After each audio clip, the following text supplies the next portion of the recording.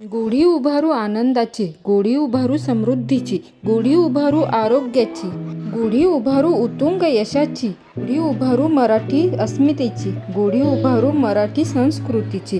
तर आज असणाऱ्या गुढीपाडव्याच्या सर्वांना खूप खूप शुभेच्छा आणि मराठी नवीन वर्षाच्या पण खूप शुभेच्छा. हे मराठी नवीन वर्ष सर्वांना आनंदाचे, सुखाचे आणि समृद्धीचे आणि भरभराटीचे जाओ हीच देवाकडे प्रार्थना.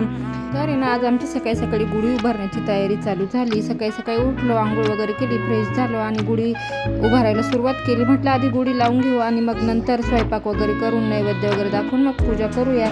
तर मी जस्ट माझं आवरलेलं नव्हतं, पण आहूंना मदत पाहिजे होती माझी, म्हणून मी गुढी धरायला वगैरे आले त्यांना मदत करायला. तर आहूंनी छान असे सगळे गुढी व्यवस्थित बांधून वगैरे घेतली आणि नंतर आम्ही घरात गुढी तयार केली आणि बाहेर गॅलरीमध्ये बांधण्यासाठी गेलो. तर मी खाली पकडलेलं होतं आणि आहूंनी बांधून घेतली. सणवार आला की खूप छान वाटतं. सकाळी सकाळी लवकर उठतो, फ्रेश होतो, मस्त खूप आनंदी आणि छान वातावरण प्रसन्न वाटतं. तर आहूंनी गुढी उभारून त्यांना कामाला जायचं होतं आणि ते नंतर येणार होते पूजेच्या वेळेस. मला स्वयंपाक वगैरे सगळं आवरायचं होतं. मस्त अशी गॅलरीत गुढी उभारली, खूप छान वाटत होतं, खूप प्रसन्न वाटत होतं. नंतर दारात रांगोळी पण काढून घेतली.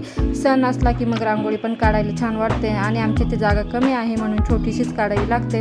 फ्लॅटमध्ये असंच असतं. मग मस्त अशी गुढी उभारल्यानंतर अध्याय तयार झाला आणि अध्याय मस्त टोपी घालत होता, त्याला टोपी घालून पूजा करायची होती. तर अध्यायने पण पूजा वगैरे केली, खूप छान फोटोशूट केलं. मग नंतर म्हटलं आहो आले होते, मग आम्ही पूजेला सुरुवात केली आणि मी मस्त गुढीला ओवाळून वगैरे घेतला, हळदी कुंकू वगैरे लावलं, मनापासून पूजा केली, प्रार्थना केली, नैवेद्य वगैरे दाखवला आणि प्रार्थना केली की आमचं हे वर्ष सुखाचे, समाधानाचे, आनंदाचे जावो आणि आम्हाला छान असं आरोग्य लाभो, सर्वांना छान आरोग्य लाभो. नंतर आहूंनी नारळ फोडून घेतला. तर मी अध्यायला सगळ्यांना बाप्पा करायला लावला. त्यांना आत्तापासूनच आपण मराठी सणांचे महत्त्व सांगितले तर त्यांना कळेल, नाही तर इंग्लिश मिडियमच्या शाळेत त्यांना काहीच कळत नाही. मग त्यांना पण पाया पाडून घेतल्या आणि आहूंनी नारळ वगैरे फोडले. आणि संध्याकाळी आहूंनी मला इतकं मोठं सरप्राईज दिलं तर मला विश्वासच बसत नव्हता. त्यांनी माझ्यासाठी वॉशिंग मशीन आणलेलं आहे गुढीपाडव्यानिमित्त. तर म्हणजे मला ज्या गोष्टींचं स्वप्नातही विचार केलेला नव्हता त्या गोष्टी मिळाल्यात. इतकं छान वाटत होतं आणि आनंद कसा व्यक्त करावा तेच मला कळत नव्हतं. तर मी खूप नशीबवान आहे असं मला वाटतं आणि मी कधी विचार पण नव्हता केला की मला वॉशिंग मशीन सरप्राईज मिळेल. ज्या गोष्टी कधी स्वप्नात पण बघितल्या नव्हत्या त्या गोष्टी मिळत आहेत आहूंमुळे. तर त्यांनी हे सरप्राईज दिलं होतं वॉशिंग मशीन आणि तेच सेट करण्यासाठी कंपनीकडून माणसं आलेली होती त्याची माहिती वगैरे देण्यासाठी. तर मला मी याच्या आधी कधीच वॉशिंग मशीन वापरलेलं नाही किंवा बघितलेलं नाही, त्यामुळे मला तर काहीच आयडिया नव्हती. मग मी त्यांच्याकडून व्यवस्थित समजून घेतलंच आणि त्यांनी सांगितलं की आम्ही डायरेक्ट सेट करून देतो. पण इथे गॅलरीतून माझी काहीच तयारी नव्हती, काहीच आवरलेलं नव्हतं, खूप पसारा होता, अध्यायची खेळणी वगैरे. तर मग मी त्यांना म्हटलं की तुम्ही फक्त मला दाखवून द्या डेमो, मग आल्यानंतर मी आवरून वगैरे ते व्यवस्थित सेट करेन. मग त्यांनी नळाला वगैरे कनेक्ट करून दिलं व्यवस्थित सगळं आणि सगळं त्यांनी मला समजावून सांगितलं. पुढे कंटिन्यू व्हिडिओ बघा, तुम्हाला कळेलच त्यांनी कसं सांगितलं, काय सांगितलं. तर मी खूप हॅपी होते, खूप आनंदी होते आणि न मागता काही गोष्टी आपल्याला मिळतात त्याचा आनंद काही वेगळाच असतो. मी कधी आहूंना सांगितलं पण नव्हतं की मला वॉशिंग मशीन पाहिजे वगैरे, पण माझं ऑपरेशन झालं मग त्यांना कळालं की हिला त्रास होईल वगैरे, मग त्यांनी घेतलंच फायनली. आणि बघा पुढे ही दादा आपल्याला सांगतायत की कसं यूज करायचं.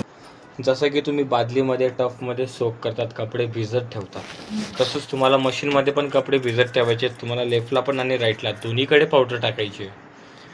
जे काही तुम्ही लिक्विड आयटम यूज करतात ते याच्यात तुम्ही इझी, कम्फर्ट नीड वगैरे तेच तुम्हाला इथे टाकायचं आहे. इथे स्लॉट दिला आहे, कुठं पण ॲड करणार, डोर ओपन होईल.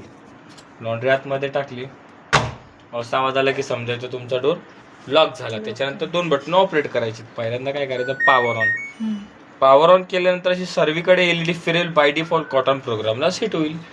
पण आपले रोजचे कपडे कसे असतात, मिक्स प्रकारचे असतात. मिक्स प्रोग्रामवर यायचं, देन स्टार्ट करायचं मिक्स फॅब्रिक. आता आपली मशीन सर्चिंग करते आपले कपडे किती आहेत, किती किलो आहेत, त्याला पाण्याची गरज किती, त्याला गरम पाण्याची गरज आहे का, त्यानुसार ती इथे टायमिंग देते. त्याच टायमिंगमध्ये ती धुवेल, खंगाळेल, सुकवेल. तुमच्या तिघही सायकल ती ऑटो क्लिअर करेल. तुम्हाला काहीच करायची गरज नाहीये. पण सपोज समजा तुम्हाला वेगवेगळ्या प्रकारचे कपडे धुवायचे तर पहिल्यांदा पॉवर ऑन करा. तुमचा पहिला प्रोग्राम आहे कॉटनमध्ये कॉटनचेच कपडे धुवायचे आहेत तुम्हाला. दुसरा प्रोग्राम आहे कॉटन प्लस लार्ज, कॉटनचेच कपडे पण मोठे कपडे. मिक्स फॅब्रिक, मिक्स प्रकारचे कपडे, डेली यूजचे कपडे आपले. इझी केअरमध्ये इझी केअर घेणारे कपडे, टिकलीवरच्या साड्या, वर्किंग केलेले कपडे, जे काय आतापर्यंत तुम्ही बाहेर धुवायला देत होते तेच कपडे तुम्हाला इझी केअरला धुवायचे. सायलेंट वॉश, जसं की मोबाईल सायलेंट करतो तसंच तुम्हाला मशीन बी सायलेंट होईल, आवाज येणार नाही. तर मिक्स प्रकारचे कपडे तुम्ही सायलेंट वॉशला धुवू शकतात. ॲलर्जी केअर, पेशंटचे कपडे, ट्रॅव्हलिंगची लॉन्ड्री, किंवा तुम्ही कबडमध्ये ठेवलेले कपडे त्याचा बॅक्टेरिया रिमूव्ह करायचा आहे, वास येत असेल तर तुम्ही ॲलर्जी केअरचा वापर करू शकता. मशीन पूर्ण गरम पाण्यात कपडे धुतले जातील. बेबी स्टीम केअर, लहान मुलांचे कपडे. डाउनलोड सायकल, तुम्ही बाहेर कपडे धुतले, तुम्हाला फक्त कपडे एका पाण्यात खंगाळून सुकवायचे असतील तर 19 मिनिटात तुमचे कपडे एका पाण्यात खंगाळून सुकवले जातील. टफ क्लिनिंग, जसं की प्रत्येक महिन्याला गाडीची सर्व्हिसिंग करतात तशी तुम्हाला प्रत्येक महिन्याला मशीनची पण सर्व्हिसिंग करायची आहे. कुठलाही प्रकारचा, कुठलाही इंजिनियर, कुठलाही टेक्निशियन, कुठलाही हेल्पर तुम्हाला बोलवायची गरज नाही. कुठल्याच इंजिनियरला, कुठल्याच टेक्निशियनला तुम्हाला चार्जेस द्यायची गरज नाही. तुमच्या स्वतःच्या हाताने तुम्हाला कंपल्सरी याची सर्व्हिसिंग करायची आहे, नाही तर मशीनचा ड्रम खराब होतो आणि मशीन हलायला लागते. तर तुम्हाला पहिल्यांदा काय करायचं, इथे ॲक्रेलिक ॲसिड टाकायचं LG कंपनीचं. टफ फिडिंगवर यायचं, स्टार्ट करायचं, त्यावेळेस लॉन्ड्री टाकायची नाही, एम्प्टी वॉश करायचं. त्याचं रिझन काय सर, इकडे या. हे बघा, हा जो तुमचा ड्रम आहे, पुढे घ्या. हा तुमचा ड्रम आहे, हा तुमचा इनर ड्रम आहे. याच्या पाठीमागे आउटर ड्रम आहे, दिसतोय तुम्हाला? हे दोघं ड्रममध्ये, हे बघा इथे दोघांमध्ये 6 ते 7 mm चा गॅप आहे.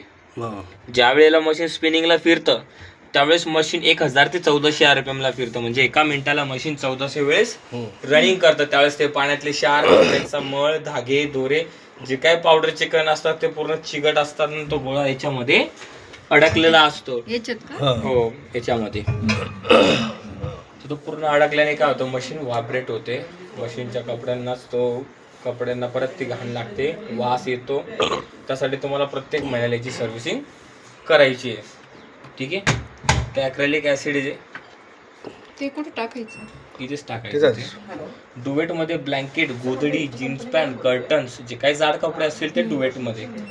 क्विक 30 मध्ये जास्त मिळालेले कपडे नसतील, कमी कपडे असतील तर क्विक 30 30 मिनिटात तुमचे कपडे धुवून बाहेर येतील. स्पोर्टवेअर, स्पोर्टचे कपडे, स्पोर्ट शूज वगैरे तुम्ही तिथे टाकू शकतात. शूज पण हो. उलनचे कपडे, स्वेटर, मफलर वगैरे. डेलिकेट्समध्ये डेलिकेटच्या साड्या येतात, सिल्की कपडे. कळालंय मग? काही प्रॉब्लेम आला, माझा नंबर आलेला आहे, मला फोन करा, मी सर्व रिपेअर पण करतो. Fridge washer. तर ना अशा प्रकारे त्यांनी संपूर्ण मशीनची माहिती दिली. तर चॅनलला सबस्क्राईब करा, लाईक करा, कमेंट करा. Bye bye.